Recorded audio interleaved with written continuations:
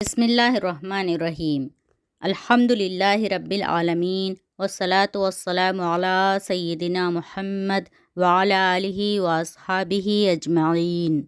نبی کریم صلی اللہ علیہ وسلم نے فرمایا، جو شخص میری امت کے فائدے کے لیے دین کے کام کی 40 حدیثیں حفظ کرے گا تو اللہ تعالیٰ اس کو قیامت کے دن عالموں اور شہیدوں کی جماعت میں اٹھائے گا اور اس سے فرمائے گا کہ تو جنت کے جس دروازے سے چاہے جنت میں داخل ہو جا۔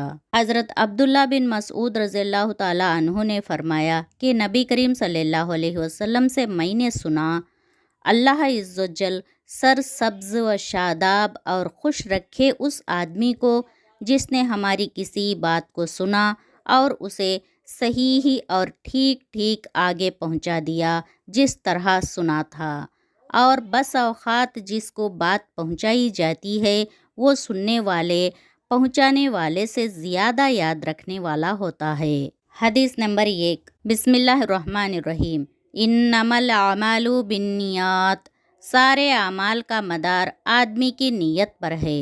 معنی یہ کہ اعمال کے صالح و فساد اور مقبولیت مردودیت کا مدار نیت پر ہے، یعنی عمل صالح وہی ہوگا اور اسی کی اللہ کے ہاں قدر و منزلت ہوگی جو اچھی نیت سے کیا گیا ہو، اور نیک عمل اگر بری نیت سے کیا جائے تو برا ہی شمار ہوگا۔ حاصل یہ کہ اللہ کے ہاں ہر عمل کی قیمت و قدر عمل کرنے والے کی نیت کے حساب سے لگائی جائے گی۔ حدیث نمبر 2۔ العین حق، نظر بد کا لگنا یقینی ہے۔ جس طرح کوئی آدمی کسی پر کوئی گندگی پھینکے تو گندگی سے اس کے کپڑوں کا خراب ہونا یقینی ہے، یا کوئی کسی کو زہر کھلائے تو اس کا زہر کا اثر یقینی ہے، بالکل اسی طرح نظر بد کا اثر بھی اس دنیا میں یقیناً ہوتا ہے۔ نظر بد دور کرنے کا وظیفہ ابن عکاثر میں ہے کہ جبرائیل علیہ السلام حضور صلی اللہ علیہ وسلم کے پاس تشریف لائے۔ آپ صلی اللہ علیہ وسلم اس وقت غمزدہ تھے۔ سبب پوچھا تو فرمایا، حسن اور حسین رضی اللہ تعالی عنہما کو نظر لگ گئی ہے۔ جبرائیل علیہ السلام نے کہا، یہ سچائی کے قابل چیز ہے، نظر واقعی لگتی ہے۔ آپ صلی اللہ علیہ وسلم نے یہ کلمات پڑھ کر انہیں پناہ میں کیوں نہ دیا؟ حضور صلی اللہ علیہ وسلم نے پوچھا، وہ کلمات کیا ہیں؟ فرمایا، اعوذ بکلمات اللہ التامہ من کل شیطان وہامہ ومن کل عین لامہ۔ میں اللہ عز و جل کی حفاظت میں آنا چاہتا ہوں، تمام جن و آسیب سے اور ہر بری نظر سے۔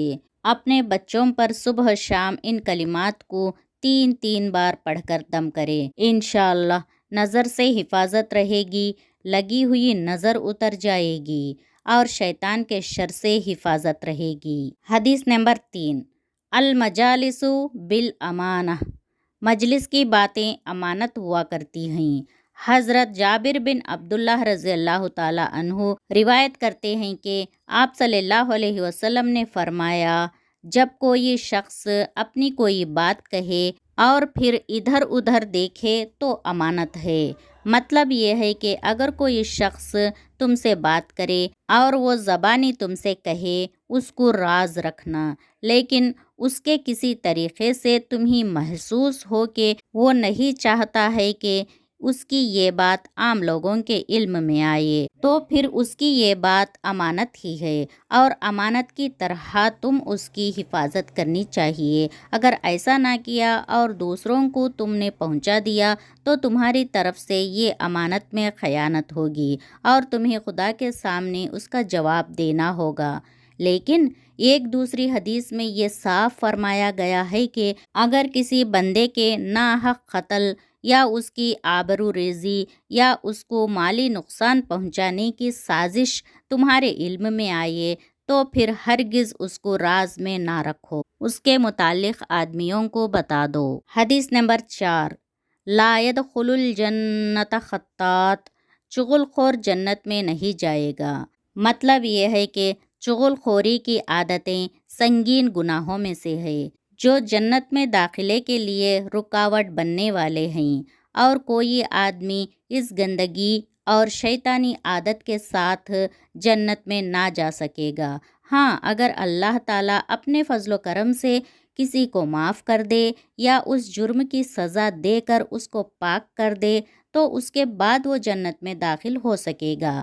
ایک دوسری روایت میں چغل خور کو عذاب قبر کا سبب بھی بتایا گیا ہے۔ حدیث نمبر 5، لا يدخل الجنت قاطع، رشتے قطع کرنے والا جنت میں نہیں جائے گا۔ خطا رحمی اللہ کے نزدیک اتنا سخت گناہ ہے کہ گناہ کی گندگی کے ساتھ کوئی جنت میں نہ جا سکے گا۔ ہاں، جب اس کو اس سزا سے پاک کر دیا جائے گا یا کسی اور وجہ سے اس کو معاف کر دیا جائے گا تو جا سکے گا۔ جب تک ان دونوں باتوں میں سے کوئی ایک نہ ہو، جنت کا دروازہ اس کے لیے بند رہے گا۔ خاندانی زندگی میں ایسا بکثرت پیش آتا ہے کہ ایک آدمی رشتہ اور قرابت کے حقوق ادا نہیں کرتا، اہل قرابت کے ساتھ بھی برا سلوک کرتا ہے۔ ایسے لوگوں کے ساتھ بھی صلح رحمی کی جائے۔